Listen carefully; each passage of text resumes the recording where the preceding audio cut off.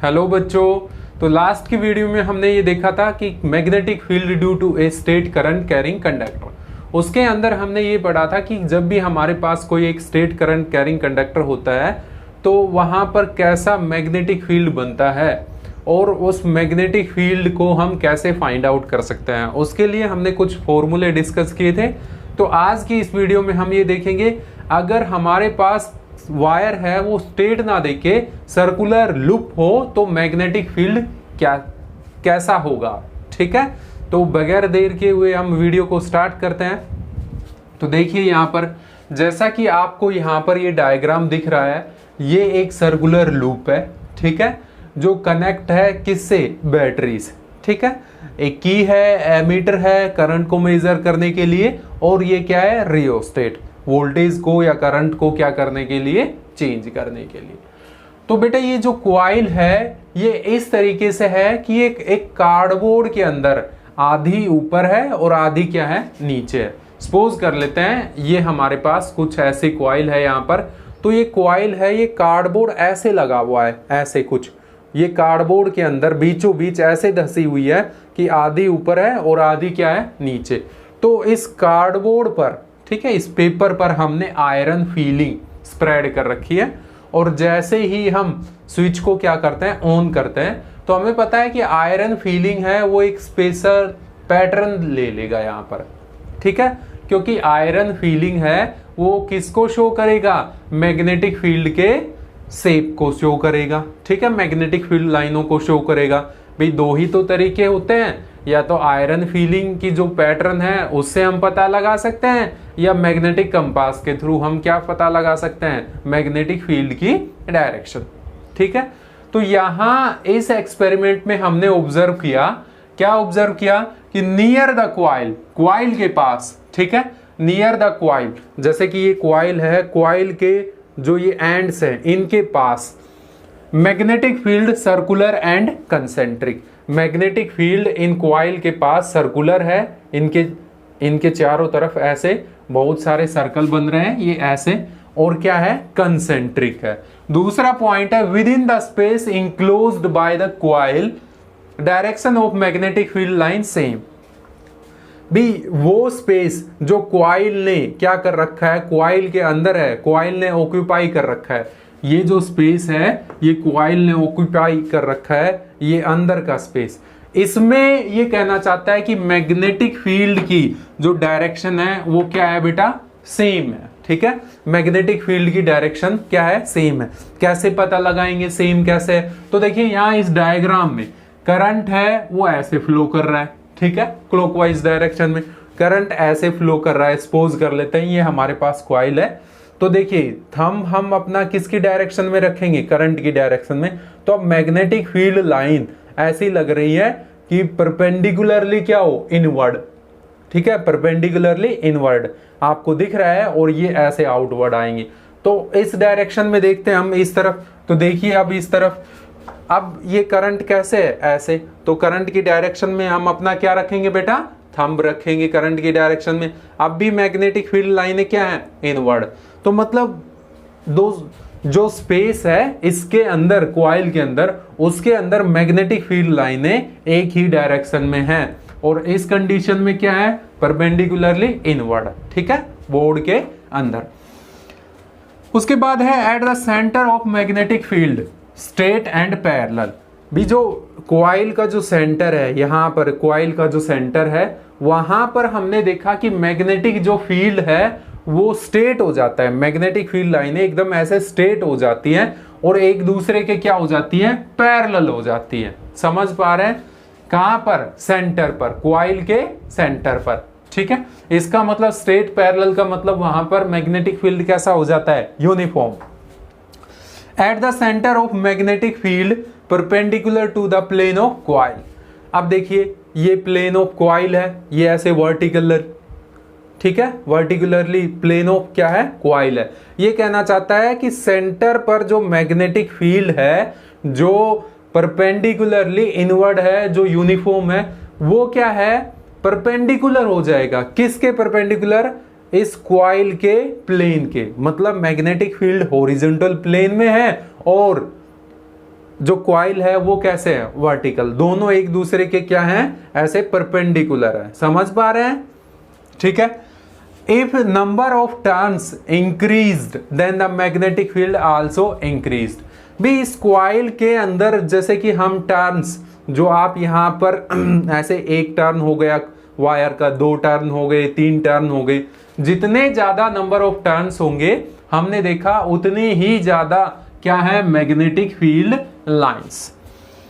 If current increased then the magnetic field also increased. हमने ये भी देखा कि हम रियोस्टेट की हेल्प से जैसे इस कॉइल का करंट क्या करते हैं, इंक्रीज करते हैं, वैसे वैसे मैग्नेटिक फील्ड भी क्या होता चला जाता है, इंक्रीज। तो मतलब मैग्नेटिक फील्ड करंट के क्या है, डायरेक्टली प्रोपोर्शनल, और नंबर ऑफ टर्न्स के भी क्या है, डायरेक्टली प्रोपोर्शनल। जितने ज्यादा कॉइल्स के नंबर ऑफ टर्न्स उतना ही ज्यादा मैग्नेटिक फील्ड, और जितना ज्यादा कॉइल में करंट फ्लो करवाएंगे उतना ही ज्यादा क्या, मैग्नेटिक फील्ड।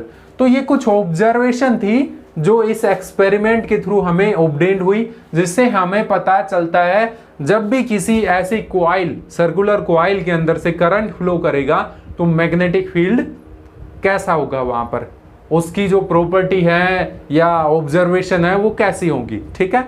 तो अब देखिए स्टूडेंट, जो मैग्नेटिक फील्ड है वो कौन कौन से फैक्टर पर डिपेंड करता है। तो पहला फैक्टर है current in the coil. Coil के अंदर जितना करंट होगा, इस कॉइल में जितना ज्यादा करंट होगा उतना ही ज्यादा क्या होगा, मैग्नेटिक फील्ड। ये हमने ऑब्जर्वेशन में भी देखा था। तो मैग्नेटिक फील्ड डायरेक्टली प्रोपोर्शनल हो जाएगा किसके, आई के। दूसरा पॉइंट है नंबर ऑफ टर्न्स। ठीक है।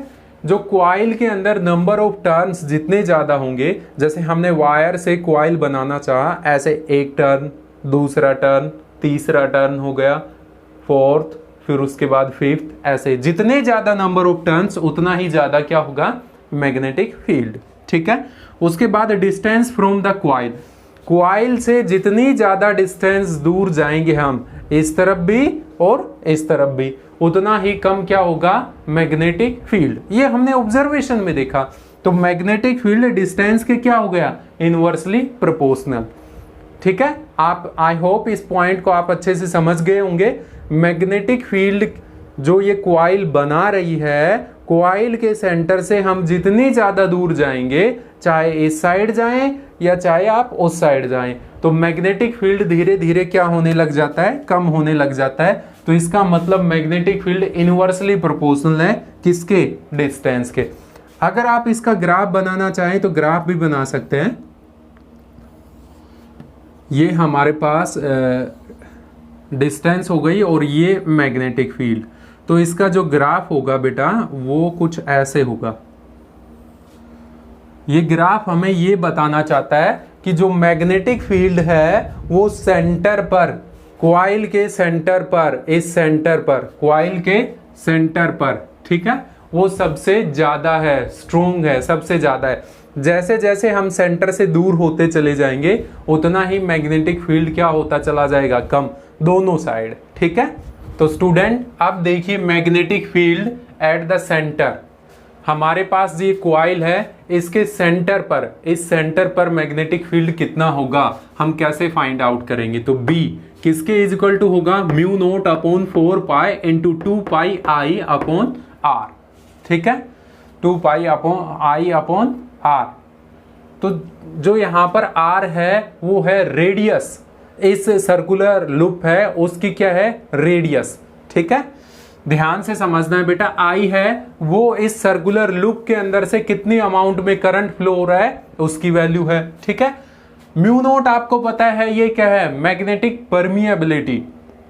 ठीक है, तो यहां से इस फॉर्मूले को अगर हम सोल्व करेंगे तो क्या आ जाएगा, ये फॉर्मूला B किसके इज इक्वल टू हो जाएगा, म्यू नोट इंटू आई अपॉन क्या हो जाएगा 2R। उसके बाद अगर इस कॉइल के अंदर n नंबर ऑफ टर्न्स हो, कितने नंबर ऑफ टर्न्स हो, n नंबर ऑफ टर्न्स हो, तो B किसके इज इक्वल टू हो जाएगा, mu naught I upon 2R। मैंने बताया था magnetic field number of turns के क्या है बेटा, डायरेक्टली प्रोपोर्शनल।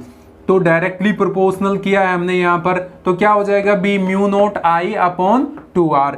वेयर n कैसे फाइंड आउट कर सकते हैं, लेंथ, किसकी लेंथ, इस क्वाइल के अंदर जो वायर यूज किया गया है उसकी length divided by 2 pi R. आप देखिए हमारे पास एक बहुत बड़ा वायर है और उससे हम क्वाइल बनाना चाहते हैं, तो क्वाइल ऐसे ही तो बनाएंगे। तो अब देखिए ये लेंथ, एक टर्न कितनी लेंथ होगी, इसकी सरकमफ्रेंस भी, जब इसकी रेडियस आर है तो एक टर्न कितनी होगी, एक टर्न की लेंथ कितनी होगी, इसकी सरकमफ्रेंस। और इस वायर की जिससे ये बना है उसकी लेंथ कितनी है, एल। तो एक टर्न में जितनी लेंथ यूज हुई है उससे इसको टोटल लेंथ को क्या कर देंगे, डिवाइड। हमारे पास क्या आ जाएंगे, नंबर ऑफ टर्न्स। आप मेरी बात को समझ गए होंगे। अगर हमारे पास कोई एंगल दे रखा हो, जैसे सपोज कीजिए यहां पर हमारे पास वायर है या क्वाइल है, ये कंप्लीट नहीं है, वायर या क्वाइल कंप्लीट नहीं है और ये एंगल दे रखा है थीटा, ये रेडियस और ये क्वाइल की लेंथ है एल, तब मैग्नेटिक फील्ड कितना होगा, तब मैग्नेटिक फील्ड होगा mu naught I upon 2 R into theta upon 2 pi. तो देखिए बेटा ये कैसे हुआ, अब देखिए यहां पर, यहां n की वैल्यू निकालेंगे, यहां नंबर ऑफ टर्न्स कितने हैं, तो देखिए नंबर ऑफ टर्न्स कैसे निकालें, l अपॉन 2 पाई r। तो l की वैल्यू कैसे निकालें, याद करो एंगल किसके इक्वल टू होता है, थीटा किसके इक्वल टू होता है, आर्क अपॉन रेडियस। आर्क की लेंथ कितनी है, l डिवाइडेड बाई r। तो यहां से l किसके इक्वल टू हो जाएगा, थीटा इंटू r। ये बात समझ में आई। आपने एक रिलेशन पढ़ रखा है बेटा, एंगल किसके equal to arc upon radius, और आर्क यहां कितनी दे रखी है, l, और रेडियस कितनी है, r है यहां पर। तो आर्क अपॉन रेडियस किसके इक्वल टू, एंगल, एंगल कितना है, थीटा। तो l की जो वैल्यू आ जाएगी यहां से कितनी आ जाएगी बेटा, थीटा अपॉन r। तो देखिए यहां पर अब हम l की वैल्यू पुट करते हैं, theta upon r divided by 2 pi r। तो r से r कैंसिल, तो इसका मतलब n की वैल्यू क्या हो जाएगी यहां से, थीटा अपॉन 2 पाई। वही n की वैल्यू यहां पर क्या की है, पुट। यहां अगर इतनी क्वाइल है तब इसमें कितने नंबर ऑफ टर्न होंगे, थीटा अपॉन 2 पाई। तो आई होप ये आपको अच्छे तरीके से समझ में आ गया।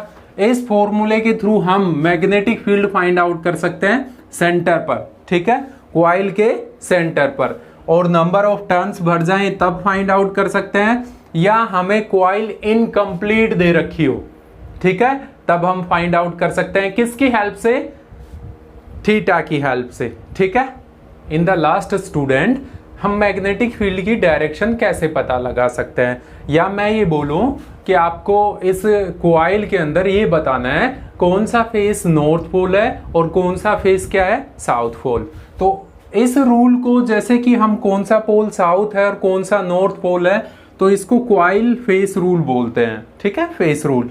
तो ये कैसे काम करता है, अगर current clockwise, anti clockwise direction में, एंटी क्लॉकवाइज घड़ी से विपरीत दिशा के अंदर घूम रहा है, जैसे एंटी क्लॉकवाइज, ठीक है, तो वो साइड आपको कैसा पोल रिप्रेजेंट करेगी, नॉर्थ पोल। अगर आप क्वाइल को ऐसे देख रहे हैं और करंट एंटी क्लॉकवाइज घूम रहा है, तो ये क्वाइल का ये वाला फेस क्या रिप्रेजेंट करेगा, नॉर्थ पोल को, ठीक है।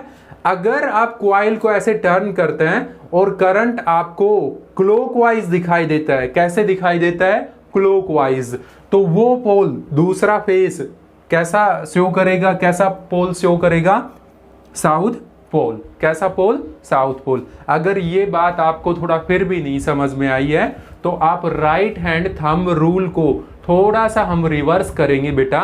वहां पर अंगूठा है वो किसको रिप्रेजेंट करता है, करंट की डायरेक्शन को, और जो ये उंगलियां हैं, ये उंगलियां हम कर्ल करते हैं ऐसे स्ट्रेट करंट कैरिंग कंडक्टर पे, ठीक है, ये किसको रिप्रेजेंट करती है, मैग्नेटिक फील्ड लाइनों को।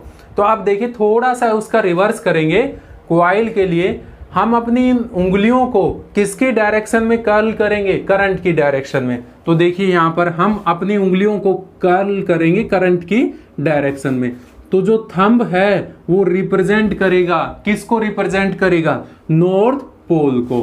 अब देखिए अगर क्वाइल में ऐसे करंट फ्लो कर रहा है तो ऐसे बाहर की तरफ जो आपको दिखाई दे रहा है ये कौन सा पोल होगा, नॉर्थ पोल। और इसमें देखिए उंगलियां ऐसे कर्ल करेंगे तो जो नॉर्थ पोल है वो अंदर जा रहा है, मतलब जो आपको दिखाई दे रहा है वो कौन सा पोल होगा, साउथ पोल। आई होप ये आप अच्छे तरीके से समझ चुके हैं। इन द लास्ट एक काफी मोस्ट इंपॉर्टेंट क्वेश्चन है, वो देखिए काफी कंपटीशन एग्जाम में पूछा जाता है। सपोज कर लीजिए कि हमारे पास एक करंट कैरिंग कॉइल है, ठीक है, और उसको हम फ्रीली सस्पेंडेड करते हैं, तो बताइए वो किस डायरेक्शन के अलोंग होगी, किस डायरेक्शन के अलोंग। तो देखिए बेटा ये करंट कैरिंग कॉइल है और इसको हम फ्रीली सस्पेंड करते हैं। तो देखिए बेटा ऐसे अब सपोज कर लीजिए कि इसका जो पोल होंगे वो या तो एक पोल इस तरफ होगा या इस तरफ होगा। तो पोल हमेशा किस डायरेक्शन में होते हैं, नॉर्थ साउथ डायरेक्शन में। आप समझ पा रहे हैं अच्छे तरीके से। तो सपोज कर लेते हैं हम नॉर्थ पोल इस तरफ है और साउथ पोल इस तरफ है। तो जब भी हम इसको फ्रीली सस्पेंडेड करेंगे तो ये हमेशा ऐसे सस्पेंड होगी, ठीक है, नॉर्थ पोल और ये साउथ पोल। आप समझ पा रहे हैं, मतलब जो कॉइल का जो वर्टिकल प्लेन है वो ईस्ट वेस्ट डायरेक्शन में होगा। ध्यान से समझिए बेटा, कॉइल के जो पोल हैं वो पोल परपेंडिकुलर हैं। किसके परपेंडिकुलर हैं, कॉइल के पोल कॉइल के प्लेन के परपेंडिकुलर। और पोल किसके अलाइन होंगे, नॉर्थ साउथ डायरेक्शन। तो कॉइल का प्लेन कैसे आएगा, ईस्ट वेस्ट डायरेक्शन में। काफी इंपॉर्टेंट क्वेश्चन है, ये आपको अच्छे से क्लियर करना है। आई होप कॉइल से रिलेटेड सारी बातें आपको समझ में आ गई हो। फिर भी कोई अगर डाउट है तो आप कमेंट्स के अंदर बता सकते हैं। Thank you.